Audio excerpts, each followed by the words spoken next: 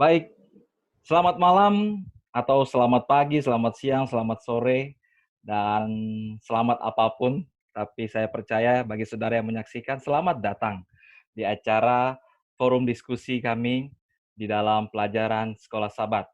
Dan luar biasa kesempatan hari ini, kita dapat bersama-sama kembali bertemu di dalam diskusi akan pelajaran kita, pelajaran Sekolah Sabat. Dan kita lihat hari ini saudara-saudara, ada Rangers yang baru, yaitu Pastor Brian Pandairot. Nah, nanti saudara akan mengetahui siapa beliau, dan saudara-saudara juga akan tahu di mana saudara Brian melayani. Nanti kita akan lihat ya, dan kita akan dengar. Baik, saudara-saudaraku, sebelum kita mulai, lebih baik memang segala sesuatu diawali dengan doa. Dan saat ini saya minta kesediaan Pendeta Hezki Wauran untuk boleh berdoa. Doa buka untuk kita diskusi. Baik, mari kita berdoa. Bapa kami yang ada di surga, kami datang kembali ke hadapan hadirat-Mu yang penuh dengan kemuliaan, kudus, suci, agung. Kami bersyukur oleh karena Engkau masih memberikan kepada kami kesempatan menikmati kehidupan sampai saat ini. Di tengah-tengah situasi yang penuh dengan ketidakpastian yang sedang terjadi, kami rindu untuk mendalami firman Tuhan, melihat apa yang Engkau maksudkan bagi kami, teristimewa lewat pelajaran Sekolah Sabat. Bantu kami Tuhan untuk mendapatkan pikiran yang terbuka, hati yang menurut, yang mau dituntun dan dipimpin oleh Roh Kudus Tuhan. Sertai kami Tuhan, di dalam nama Yesus kami berdoa. Amin. Amin. Baik, terima kasih pada Pendeta Hezki Wauran. Dan saudara-saudara, saya berharap saudara enjoy melihat dan mengikuti akan diskusi kita ini. Karena kita diskusi yang cukup ringan, namun saudara cukup luar biasa berkat dalamnya firman Tuhan yang akan kita diskusikan. Dan pelajaran kita masuk dalam pelajaran kelima, saudara-saudaraku. Pelajaran kelima yang mungkin saudara-saudara boleh buka, dan orang-orang muda juga boleh lihat melalui tab saudara-saudara atau smartphone dan sebagainya. Pelajaran kelima berjudul Hanya oleh Alkitab, Sola Scriptura. Nah, ya. Hanya oleh Alkitab, Sola Scriptura. Nah, hanya oleh Alkitab mungkin kita tahu ya, tapi mungkin sebagian umum besar bingung. Apa itu Sola Scriptura? Oke, kita akan bahas nanti, saudara-saudara. Ibrani 4 ayat 12 dikatakan ayat inti pelajaran kita. Sebab firman Allah hidup dan kuat dan lebih tajam daripada pedang bermata dua manapun. Ia menusuk amat dalam sampai memisahkan jiwa dan roh, sendi-sendi dan sumsum. Ia sanggup membedakan pertimbangan dan pikiran hati kita. Ibrani 4 ayat 12. Saudaraku, hari ini pengakuan gereja Protestan mengatakan hanya Alkitab, sola scriptura itu, dan menjadikan Alkitab sebagai satu-satunya standar, sumber paling menentukan dalam berteologi, dalam ajaran-ajaran yang dianut. Dan namun, berbeda dengan teologi Gereja Katolik Roma, saudara-saudara, yang menekankan Alkitab dan tradisi, sehingga iman Protestan menekankan kata kuncinya hanya. Nah, hanya, yaitu bahwa Alkitab saja. Saudaraku, pada pekan ini, kita akan membahas beberapa bagian. Bagaimana Alkitab sebagai standar yang tertinggi, lalu kesatuan Alkitab itu bagaimana digambarkan, dan kejelasan Alkitab. Bagaimana Alkitab sangat jelas untuk dimengerti. Dan yang keempat adalah Alkitab menafsirkan Alkitab. Nah, lalu yang kelima, bagaimana sola scriptura dan hubungannya dengan roh nubuat atau Ellen G. White. Nah, saudara-saudaraku, kita akan mulai diskusi dan kita akan mendengarkan para hamba-hamba Tuhan yang akan menjelaskan, memberikan informasi bagi kita. Mungkin juga ini menambah pengetahuan saudara-saudara untuk saudara bersiap mempelajari pekan ini dan siap berdiskusi di hari Sabat. Baik, kita masuk dalam pelajaran pertama, Alkitab sebagai standar tertinggi. Alkitab sebagai standar tertinggi. Dan dikatakan mengatakan di dalam 1 Korintus 4 ayat 1 sampai 6, kita tidak boleh melampaui yang ada tertulis. Mengapa hal ini sangat penting dan harus diangkat? Bahwa dikatakan kita tidak boleh melampaui apa yang tertulis. Lalu kedua, bagaimana mengenai keutamaan Alkitab itu sendiri? Baik, kesempatan ini kita akan dengar pandangan atau pelajaran dari hamba Tuhan Pendeta Suling. Kami persilakan Pendeta Suling. Baik, selamat malam saudara-saudara sekalian yang mendengarkan diskusi sekolah sahabat ataupun sempat menyaksikan video ini. Jadi saya diberikan kesempatan untuk menjelaskan sedikit bagian pertama dari pelajaran hari Minggu, yaitu Alkitab sebagai standar tertinggi. Ya, dan menarik tadi di awal sekolah sahabat bahwa dikatakan Protestan adalah merupakan gereja yang memang meninggikan otoritas Alkitab, sehingga terciptalah satu istilah sola scriptura, ya. Dan beberapa saat ini gereja Advent sendiri diserang oleh salah satu hamba Tuhan yang mungkin saudara-saudara lihat di YouTube. Saya tidak akan menyebutkan namanya. Saya percaya bukan hanya dia, tetapi ada beberapa hamba Tuhan yang mengatakan bahwa gereja Advent ini adalah bidat, ya. Yang pengertian mereka boleh jadi gereja Advent sendiri tidak mau untuk mengangkat Alkitab sebagai standar tertinggi di dalam iman kita sebagai orang percaya. Tetapi sekolah sahabat ini menarik membuka pikiran kita bahwa sejak awal anggota gereja Masetan hari ke-7 menganggap bahwa mereka sebagai umat kitab. Jadi secara garis bawahi bahwa kita menganggap bahwa kita gereja ini ada karena berlandaskan Alkitab atau firman Tuhan. Dan juga di sini untuk menegaskan bahwa kita sebagai gereja Advent mempunyai prinsip Alkitab sola scriptura dan hanya oleh Alkitab atau firman itu sendiri. Dan kita tahu bersama bahwa di dalam gereja kita tidak hanya juga mengambil Alkitab sebagai referensi, tentunya gereja kita mengizinkan ataupun institusi pendidikan, cara pandang juga teologi kita mengizinkan untuk kita bisa mempunyai buku-buku tambahan, entah itu arkeologi, entah itu kamus, dan juga komentar-komentar Alkitab yang ada, bahkan tulisan yang kita percaya menjadi inspirasi yang nantinya akan dibahas sebentar.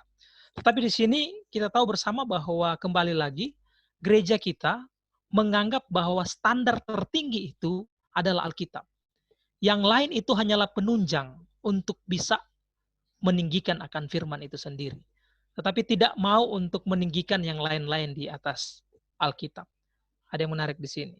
Faktanya prinsip sola scriptura dimaksudkan untuk menjaga wewenang Alkitab dari ketergantungan terhadap gereja dan penafsirannya, serta menyingkirkan kemungkinan standar penafsirannya yang tidak Alkitabiah. Ya, selalu di dalam pelajaran yang kita diskusi, pelajaran sekolah sahabat, penulis sekolah sahabat, penulis renungan pagi, dan juga tokoh-tokoh gereja selalu merujuk kepada teks Alkitab. Untuk itu bersyukur pada kesempatan ini kita membedahi bagaimana cara mau belajar Alkitab yang sesungguhnya. Gereja Advent juga punya metode eksegesis, gereja Advent juga mempunyai metode-metode yang menunjang bahwa harus meninggikan Alkitab itu sendiri. Mungkin waktu saya terbatas, saya kembalikan kepada pembawa acara. Ya, luar biasa. Terima kasih Pendeta Suling. Dan berarti kita sudah melihat saudara-saudara bagaimana tidak ada yang bisa melampaui dari segala yang ada tertulis dalam Alkitab itu sendiri. Lalu bagaimana menyangkut keutamaannya? Nah, mungkin Pendeta Moritz boleh menambahkan bagaimana keutamaan dari Alkitab itu sendiri. Bisa di-unmute?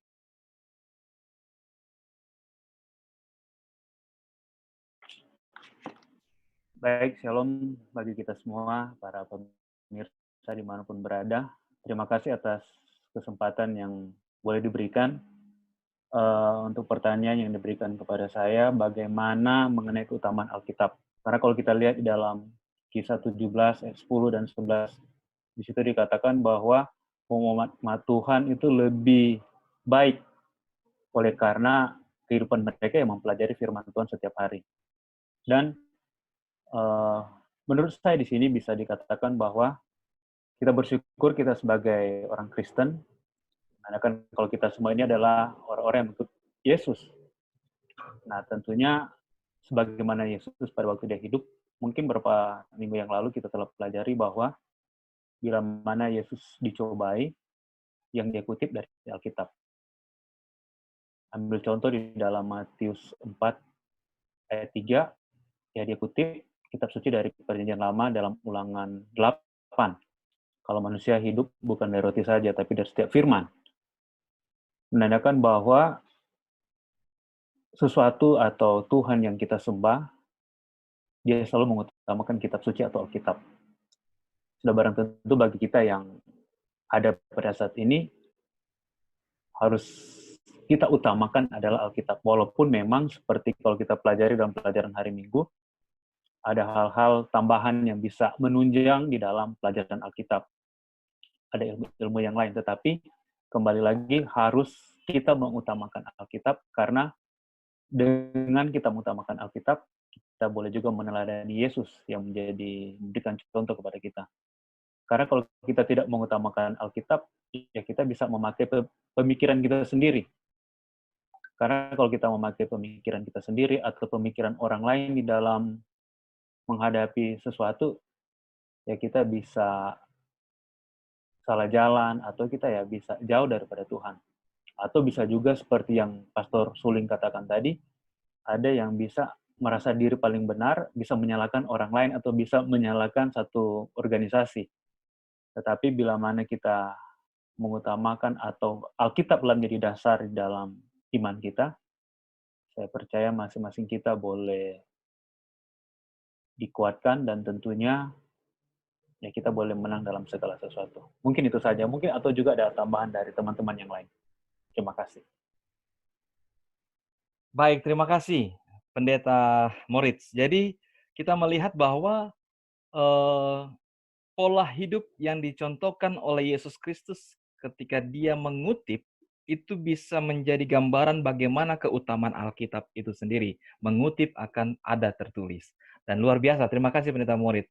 Dan mungkin ada tambahan lagi dari teman-teman, silakan angkat tangan jika ada tambahan dari teman-teman menyangkut Alkitab sebagai standar tertinggi di dalam poin bagian pertama ini. Ada yang ingin berikan tambahan?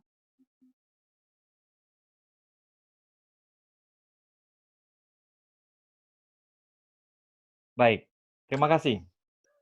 Dan dengan demikian saya percaya kita mendapatkan apa dan mengapa Alkitab sebagai standar tertinggi. Lalu, pertanyaan berikutnya atau menjadi pembahasan kita yang selanjutnya adalah menyangkut kesatuan Alkitab. Kita tahu Alkitab ditulis di dalam waktu, zaman, periode yang berbeda. Dan bukan periode dan tahun yang dekat. Cukup jauh sekali. Dan ini melihat apakah dengan jarak itu ada kesatuan di dalam Alkitab. Dan apakah Alkitab itu adalah suatu yang bisa kita lihat menjadi satu bentuk yang satu di dalam penulisan di dalam Alkitab itu sendiri, dengan fakta tulisan-tulisan yang ditulis di dalam waktu yang berbeda, tempat yang berbeda, di zaman yang berbeda, periode yang berbeda. Nah, ada pertanyaan yang menarik di sini. Mengapakah kesatuan Alkitab itu sangat penting bagi kepercayaan kita? Mengapa keutuhan kesatuan Alkitab itu sangat penting? Ini yang mungkin kita akan lihat dan kita akan pelajari bersama. Lalu, bagaimana mengatasinya? Karena ada perbedaan waktu, periode, dan pola tulisan yang sangat berbeda, mengatasi tentang teks atau ide yang tampaknya saling bertentangan. Nah, ini yang mungkin kita perlu tahu jawabannya. Saya akan serahkan ini kepada pendeta pertama kali untuk Pendeta Clary Koimbim. Oke, silakan Pendeta Clary. Oke, terima kasih banyak. Saya coba untuk menanggapi akan pertanyaan yang pertama ini. Kenapa ya Alkitab itu dia kesatuannya sangat penting bagi kepercayaan kita. Jadi ada yang coba untuk membagi-bagikan Alkitab. Mudah-mudahan suara saya bisa kedengaran. Jadi ada yang coba untuk membagi-bagikan Alkitab. Perjanjian lama sudah tidak digunakan. Atau mungkin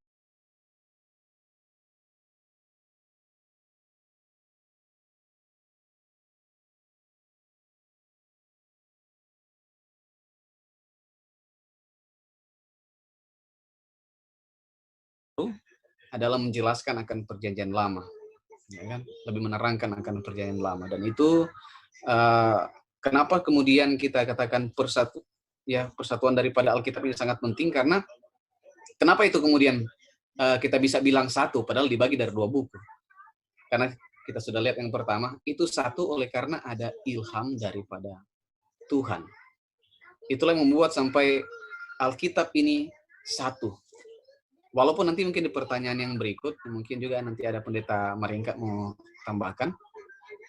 Walaupun ada yang bertentangan ya, ada kata-kata orang bilang bertentangan. Ini sudah tidak cocok dengan yang ini. Tetapi itu semua datang dari satu Tuhan. Diilhami oleh Roh Kudus dalam penulisan akan buku yang sudah kita pelajari kemarin. Makanya kita penting untuk menyadari bahwa ini buku tidak bisa terpisah. Ini satu buku yang tidak bisa dipisahkan. Oh, ini yang lebih baik. Tidak. Karena buku Perjanjian Lama mendasari akan Perjanjian Baru. Dan Perjanjian Baru tidak menggantikan Perjanjian Lama. Itulah kenapa. Karena didasarkan oleh ilham dari Roh Kudus. Dan Tuhan tidak berubah-ubah. Jadi kita tidak bisa bikin, oh ini buku yang baru, kita tinggalkan Perjanjian Lama karena sudah tidak berlaku. Ada hal-hal yang mungkin tidak kita pakai Perjanjian Baru saja. Tidak seperti itu. Bahkan mungkin sebelum Pendeta Maringka nanti masuk untuk tambah, untuk yang pertanyaan kedua, bagaimana supaya kita bisa melihat ada ayat-ayat yang bertentangan. Ya, ayat-ayat yang bertentangan. Bagaimana kita kemudian meyakini bahwa Alkitab ini katanya satu dari ilham Roh Kudus. Kenapa kemudian ada bertentangan-bertentangan? Kita tahu Alkitab adalah, kita percaya Alkitab ya hanya Alkitab saja, sola scriptura, atau Alkitab sebagai dasar. Dibilang sebagai dasar bukan, dalam hal ini bukan satu-satunya. Istilahnya bukan cuma itu. Dalam mempelajari Alkitab, ada buku-buku lain, informasi lain yang tentunya kita bisa pakai untuk menjelaskan akan maksud daripada Alkitab itu sendiri. Kenapa? Karena kita berbeda latar belakang dengan penulis. Tidak tahu tempat.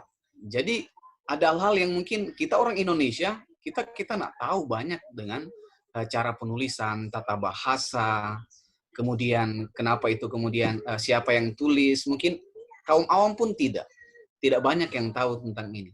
Jadi saya pernah dengar seorang profesor katakan, intinya adalah bahwa Alkitab itu kita bisa menggunakan sumber-sumber yang lain, tetapi semuanya harus tunduk kepada Alkitab. Ketika sumber-sumber lain itu kemudian tidak menunjang akan Alkitab, jangan pakai itu. Sumber-sumber lain hanya untuk membuat supaya kita semua lebih mengerti Alkitab. Oleh karena keterbatasan kita, karena kita sudah berdosa, kita nggak bisa lagi. Itulah kenapa ada hal-hal yang mungkin bertentangan, jangan coba untuk ini bertentangan. Jangan langsung ambil kesimpulan begitu tanpa kita membandingkan ayat demi ayat yang ada dalam firman Tuhan, ataupun kita cari informasi yang lain. Jadi kalau kita berkesimpulan bahwa ini bertentangan, berarti Alkitab ini tidak betul. Itu belum sampai kesimpulan, kita masih bisa, mungkin ada yang bisa menjawab itu. Jadi kalau bertentangan, itu bisa dijawab seperti lagi. Alkitab sendiri. Alkitab kalau misalnya tidak ada informasi yang lain yang perlu kita tambahkan, ada di Alkitab, Alkitab yang menjawab akan Alkitab itu sendiri. Mungkin seperti itu. Jadi Alkitab itu satu kesatuan yang tidak bisa dipisahkan, dan setiap pertanyaan-pertanyaan yang kelihatan bertentangan di dalam Alkitab itu bisa dijawab, bisa diluruskan. Terima kasih. Ya, terima kasih luar biasa Pendeta Clary. Dan saya serahkan kepada Pendeta Roy Maringka. Tadi sempat disinggung tentang bagaimana kita menyikapi hal-hal yang antara teks satu, ide yang satu tampaknya bertentangan. Bagaimana kiat dari Pastor Roy Maringka untuk boleh menjawab hal ini? Dan juga mungkin Pastor Roy Maringka boleh. Ini adalah ranger kita juga. Ranger yang belum diperkenalkan kemarin. Ini Pastor Dedi memang dia lupa dia sepertinya. Sehingga Pastor Maringka mungkin boleh memperkenalkan supaya seluruh pemirsa boleh mengetahui beliau dan bisa mengetahui di mana pelayanan dan sebagainya ya. Sebelum menjawab, tolong memperkenalkan diri. Oke, terima kasih. Kayaknya kemarin sudah diperkenalkan kemarin ya. Oke. Sudah ya? Tapi Ya, pelayanannya belum terima kasih. tahu di mana pendeta? Belum pada tahu Oh pelayanan. iya, oke. Ya, ya. Nama saya Pendeta Roy Kemaringka dan sekarang bertugas di Sukorejo. Ya mungkin saudara belum tahu tempatnya di mana, banyak yang tidak tahu. Sukorejo itu di Kabupaten Pasuruan, ya. Dan saya sekarang mengembalakan 2 jemaat, jemaat Sukorejo dan jemaat Pandaan. Oke, jadi tempat tugas saya itu di Conference Jawa Kawasan Timur. Siap. Baik, demikian Siap. perkenalan. Terima kasih, pendeta. Ya, terima kasih. Oke, pertanyaannya tadi. Halo? Ya, tadi bagaimana kita menyikapi tentang ketika kita para pembaca menghadapi teks ide yang tampaknya saling bertentangan. Yang sedangkan kita tahu katanya Alkitab itu satu. Tapi bagaimana jikalau itu terlihat tampaknya ya sebuah pertentangan? Menyikapinya dan tips yang mungkin bisa dibagikan bagi kita.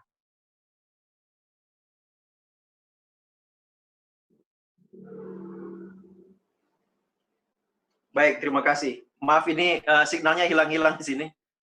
Oke, saya akan tambahkan sedikit ya. Di sini ada pendeta Brian Pandeirot.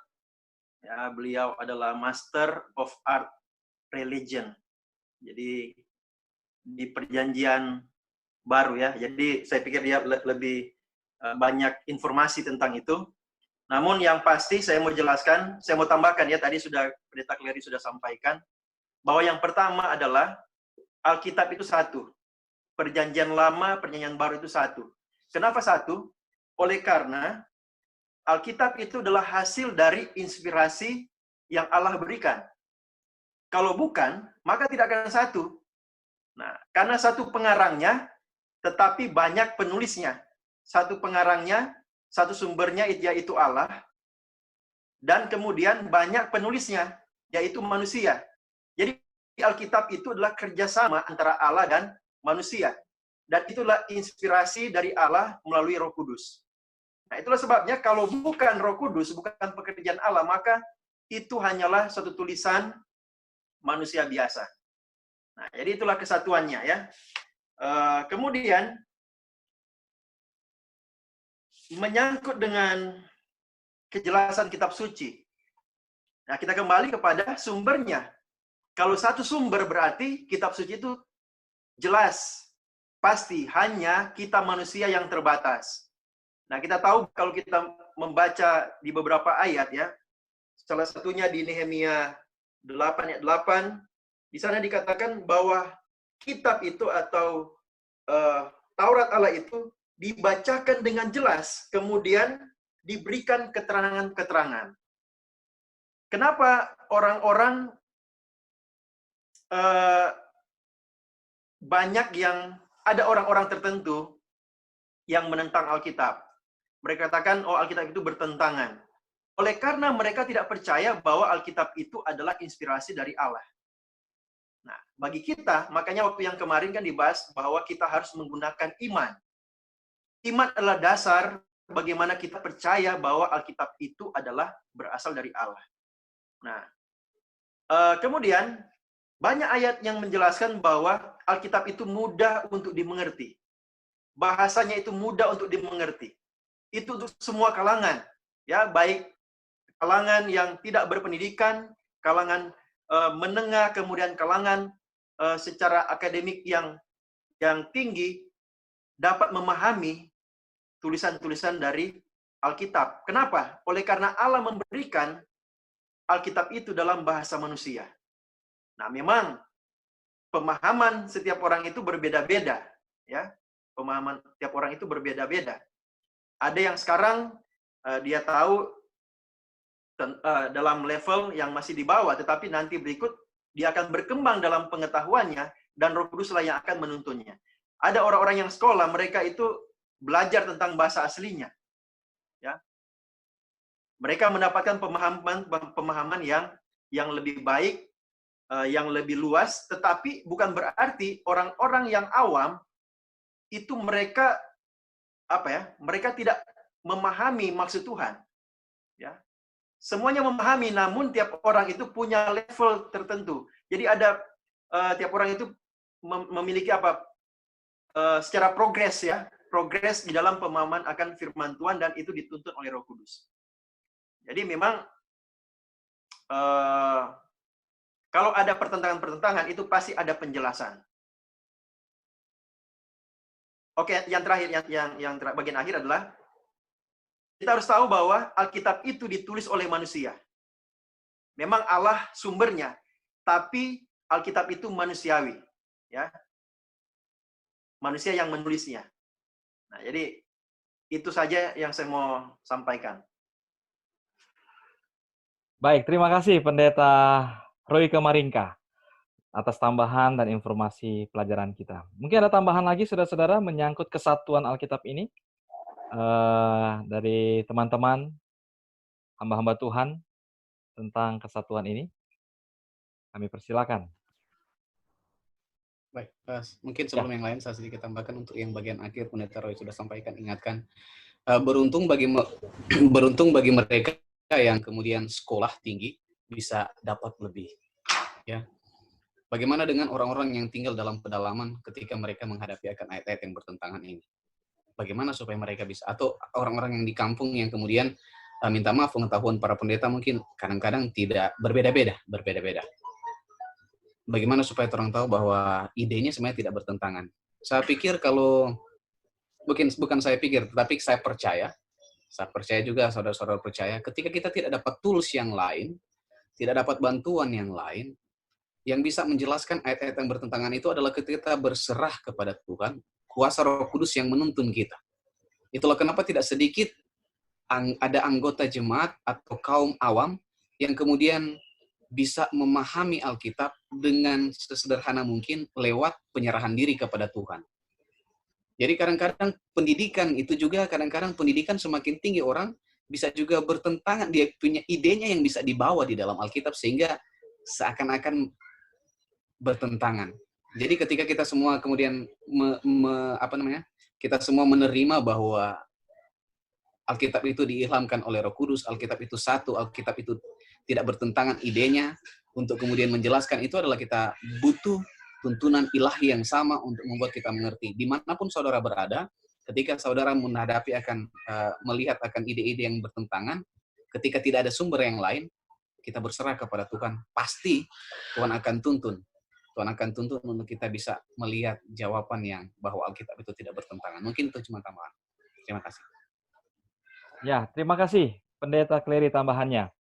Jadi menarik ya saudara-saudara, ini bicara tentang kesatuan Alkitab. Jadi dari perdebatan atau pendapat yang telah diberikan, memang kita lihat sebuah tantangan yang luar biasa, bahwa sepertinya sulit mempersatukan atau melihat kesatuan Alkitab itu. Tapi faktanya benar, firman Tuhan adalah pernyataan, sumbernya dari Tuhan, maka Tuhan adalah Esa satu, dan kita percaya firman Tuhan Alkitab itu adalah kesatuan yang utuh. Dan kita akan membahas pelajaran berikut ini, menarik lagi, saudara.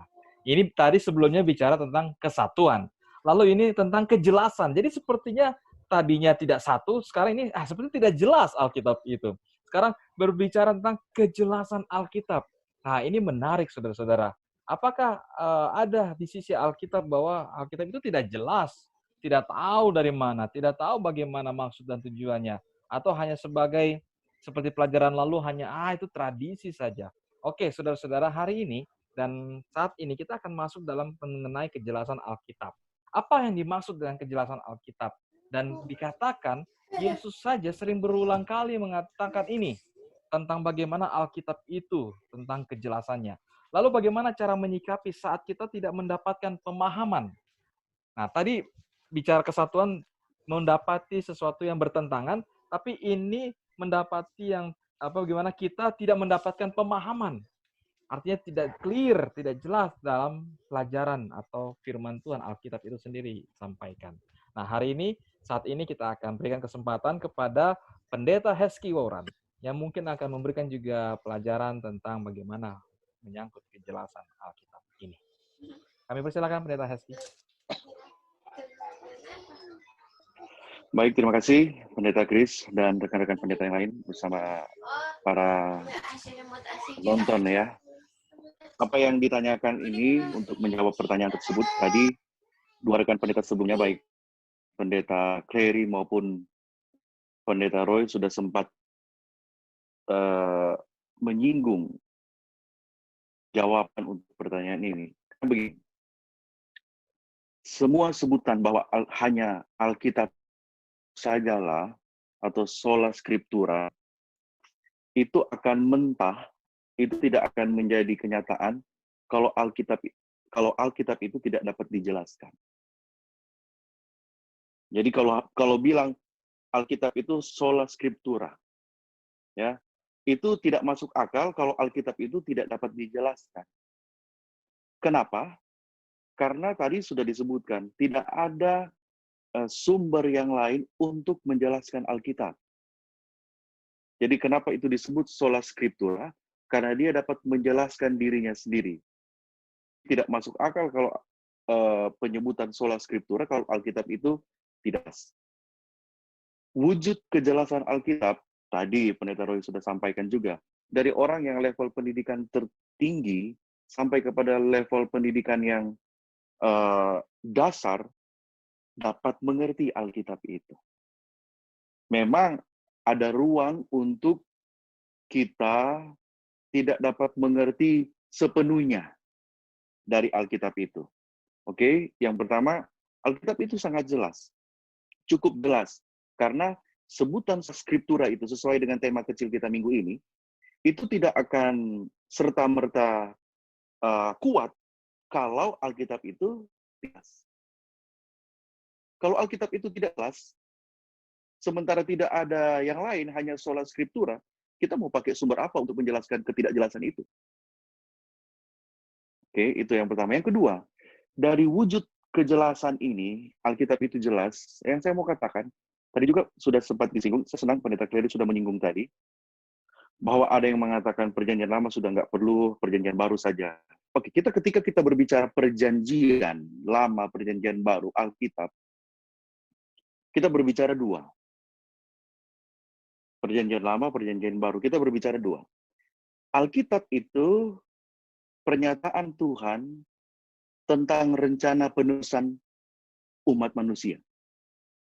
Alkitab itu adalah rencana penebusan Tuhan untuk manusia yang dikalimatkan dalam bahasa manusia yang dapat dimengerti. Kita sudah bahas sebelumnya. Oke, jadi Alkitab itu adalah pengkalimatan rencana penebusan. Nah, kalau bilang rencana penebusan, yang harus dimengerti adalah rencana penebusan itu sendiri. Segala sesuatu di luar rencana penebusan itu, keselamatan itu, itulah yang disebut dengan ada ruang yang kosong yang tidak dapat dimengerti. Jadi ruang ini, tetapi yang jelas dari keseluruhan Alkitab haruslah pekabarannya. Haruslah kenapa Alkitab itu ditulis. Untuk apa? Karena Alkitab adalah sure guide, ya, penuntun yang pasti untuk mendapatkan keselamatan. Ini yang jelas dimengerti. Nah, perjanjian lama, perjanjian baru. Kalau ada orang yang tidak menerima perjanjian lama, yang mana dulu? Kalau berbicara perjanjian lama, itu berarti berbicara dua. Kitab-kitab di dalam perjanjian lama, atau rencana penebusan dalam kalimat manusia di dalam perjanjian lama. Kalau bilang buku-buku, Kejadian sampai Maleaki. Tetapi ketika berbicara rencana penebusan di dalam perjanjian lama, itu adalah apa yang Tuhan kalimatkan kepada, apa yang Tuhan berikan kepada penulis Alkitab, yang mereka kalimatkan tentang rencana penebusan di dalam perjanjian lama. Apa itu? Potong domba, selamat, untuk menghapus dosa. Ada kematian domba ketika mulai di Taman Eden. Ini adalah gambaran rencana penebusan di dalam bentuk lambang. Nah, kita orang Advent, kalau mau bilang tidak menerima perjanjian lama, benar. Dalam konteks tidak lagi menerima rencana penebusan, tidak lagi menerima gambaran praktek penebusan dosa perjanjian lama. Tidak. Kita tidak potong domba, kita tidak membawa binatang untuk mendapatkan pengampunan dosa. Itulah sebabnya ada perjanjian baru. Jadi ketika berbicara perjanjian lama, itu berbicara sistem penebusan di dalam Perjanjian Lama atau buku-buku dalam Perjanjian Lama. Yang kita terima, yang berlaku sampai saat ini, buku-buku yang ada. Sistem penebusan di dalam Perjanjian Lama tidak berlaku ketika Yesus katakan sudah selesai. Nah, Perjanjian Baru adalah sistem keselamatan yang merupakan inti dalam Alkitab yang dinyatakan. Kalau di dalam Perjanjian Lama hanya potong-potong binatang selamat, di dalam Perjanjian Baru lambangnya dipenuhi lewat kematian Yesus. Nah, ini yang kita terima. Jadi makanya praktek korban potong domba itu untuk mendapatkan keselamatan, pengampunan dosa tidak lagi dijalankan oleh gereja Advent. Bukan menolak Perjanjian Lama. Sistem penebusan di dalam Perjanjian Lama yang tidak lagi berlaku. Di dalam Perjanjian Baru itu yang kita terima, yaitu kematian Yesus sudah dibayar. Nah, itu jadi ketika berbicara Alkitab yang jelas itu adalah pesan utamanya. Kejelasan mengenai keselamatan itu jelas. Makanya Yesus katakan di dalam Ulangan pasal 4 ayatnya yang kedua, jangan kamu tambah lagi, jangan kamu kurangi. Kenapa? It's very clear, karena sudah sangat jelas katanya. Sudah sangat jelas untuk konsep keselamatan, untuk konsep rencana penebusan itu. Jadi tidak ada lagi ketidakjelasan. Alkitab itu tidak ambigu ya dalam pelajaran sekolah sahabat kita, tidak ragu-ragu, dia jelas sekali mengatakan. Kemudian yang kedua yang berikutnya saya mau tekan. Karena boleh yang lain kita tidak mengerti.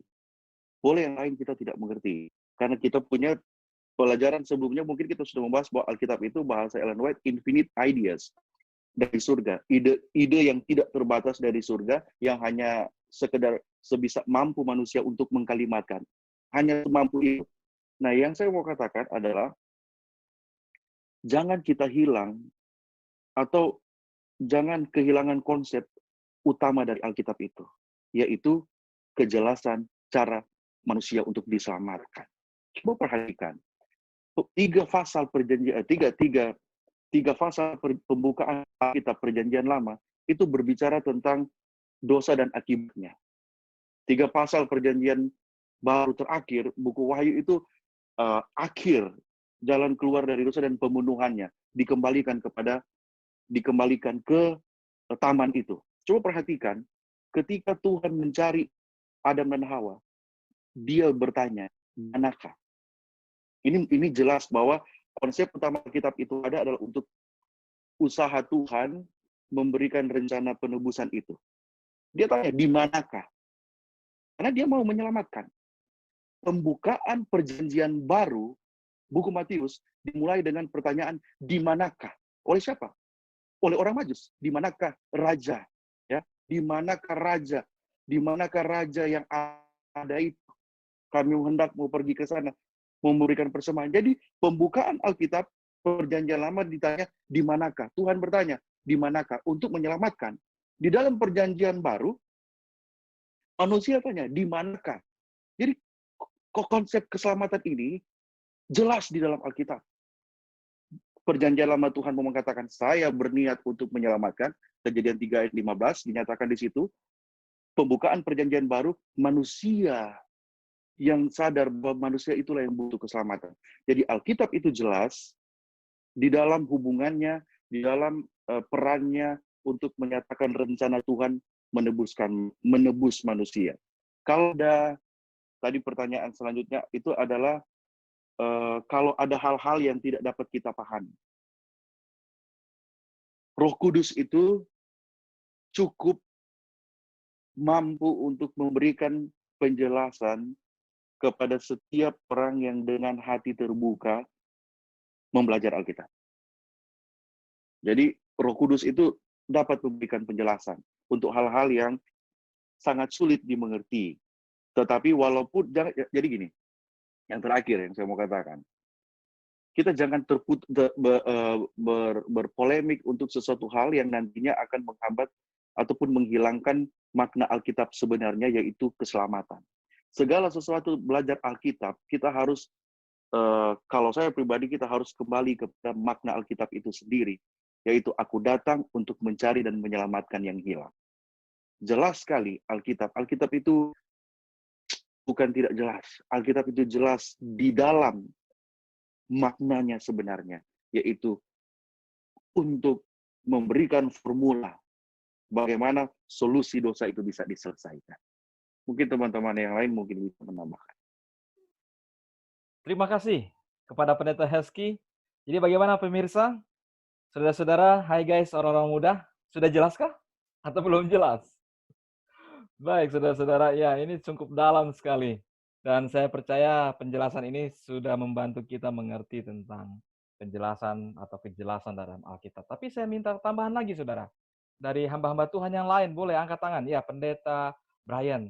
Karena Pendeta Brian akan berbicara, boleh memperkenalkan diri juga Pak Pendeta, supaya kita para pemirsa boleh mengenal dan saudara-saudara orang muda juga boleh mengetahui. Ya, silakan. Baik, selamat malam. Terima Ya. kasih untuk kesempatan indah ini dan ya. Nah, nama saya Brian Pandeirot. Saya bertugas sekarang di Jemaat Eklesia Kaima di daerah Misi Minut Bitung.